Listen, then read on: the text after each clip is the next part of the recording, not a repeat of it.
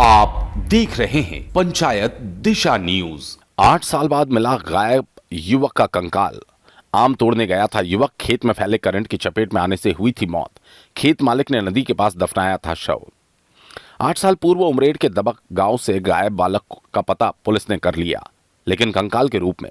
जी हां, साल 15 जुलाई 2013 को शाम 5 बजे से गायब 16 वर्षीय नाबालिग का कंकाल मिला है। बचपन बचाओ अभियान के तहत पुलिस अधीक्षक विवेक अग्रवाल के मार्गदर्शन में इस प्रकरण की पुनः जांच शुरू हुई, जिसके बाद कड़ी से कड़ी जोड़ती चली गई और मामले का खुलासा हुआ। पुलिस के जानकारी के अनुसार 8 वर्ष पूर्व 16 वर्षीय गायब युवक संदिग्ध रूप से गायब हुआ।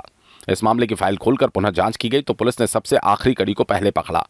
आखिरी बार गायब बालक को जिस युवक प्रदीप यादव के साथ देखा गया था, उससे पड़ताल की गई। उसके बाद पुलिस उसे लेकर खेत में पहुंची, जहां करंट लगने से गायब युवक गिर गया था। यहां पुलिस ने खेत मालिक से पूछताछ की तो पता चला कि करंट लगने से उसकी मौत हुई थी, जिसके बाद उसने गड्ढा खोदकर उसकी लाश वहीं दफना दी। इसके बाद पुलिस ने कब्र खुदवाकर कंकाल जब्त कर लिया, जिसे जांच के लिए सागर भेजा गया।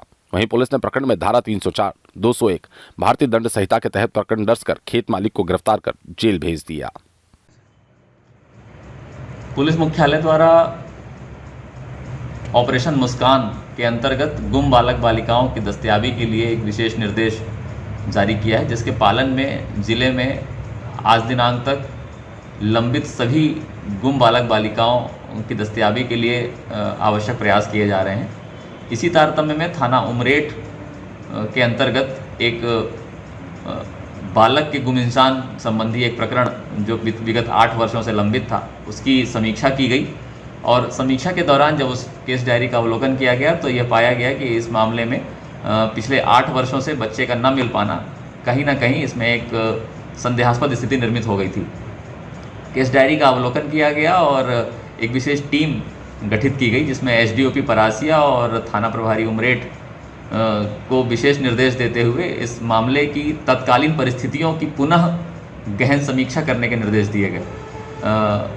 इसी क्रम में एसडीओपी परासिया और उनकी टीम ने जब गुम बालक जिसकी आयु तत्समय 13-14 वर्ष थी, उसके परिजनों से बात की। उसके परिजनों से बात करने पर जो बातें सामने आई, उसके अनुसार उसे अंतिम बार पास के ही गांव के एक अन्य व्यक्ति के घर जाना अंतिम रूप से बताया गया था।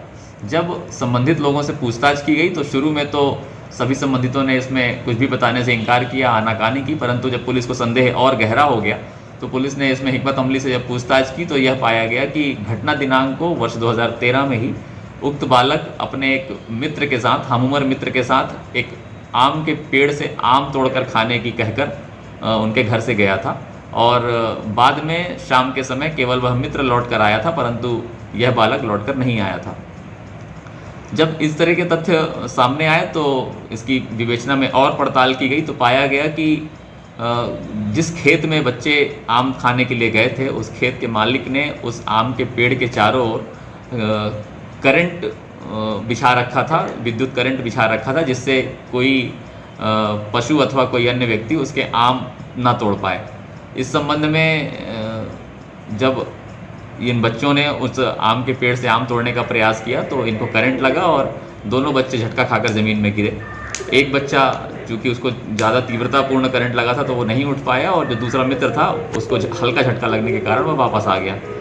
बच्चे ने यह भी बताया, वर्तमान में जिसकी उम्र लगभग 22-23 वर्ष है, कि उस समय चूँकि यह बहुत डर गया था और चीज़ों को समझ नहीं पाया और चुपचाप अपने घर आकर किसी को इस घटना के बारे में कुछ नहीं बताया। खेत मालिक से पूछताछ करने पर यह पाया गया कि आरोपी रामदास जो उस खेत का मालिक था, उसने सुबह जब इस डेड बॉडी को अपने खेत में आम के पेड़ के पास देखा तो उस बच्चे को उसी के कुछ दूरी पर एक गड्ढा करके उस शव को वहीं पर दफन कर दिया और इस घटना से किसी को भी कोई सूचना नहीं दी।